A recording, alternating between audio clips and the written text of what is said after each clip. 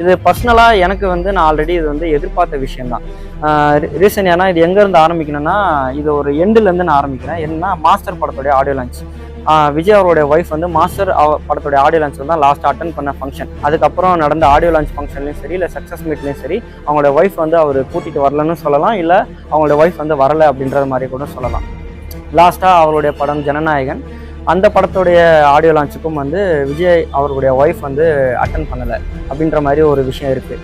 இப்போது விஜய் அவருடைய ஒய்ஃப் அவங்க சைடில் தான் இந்த டிவோர்ஸ் விஷயம் அப்ளை பண்ணியிருக்காங்க. செங்கல்பட்டு கோர்ட்டில் அப்ளை பண்ணியிருக்காங்க வக்கீல் மூலமா அப்படின்னு சொல்லிட்டு இருக்காங்க. அது எந்த வகையில் உண்மை அப்படின்றது தெரியல. இருந்தாலும் ஒரு 2 பக்கம் 3 பக்கம் அறிக்கைன்ற மாதிரி ஒரு A4 ஷீட்டில் கோர்ட்டில் ஆர்டர் கொடுத்துருக்காங்க. அதாவது கோர்ட்டுக்கு அப்ளை பண்ணியிருக்காங்க அப்படின்ற மாதிரி சொல்லியிருக்காங்க. அதுலேயே நிறையா கேள்விக்குறி பொருளி நிறையா கொஸ்டின்ஸ்லாம் அப்படின்றது இருக்குது.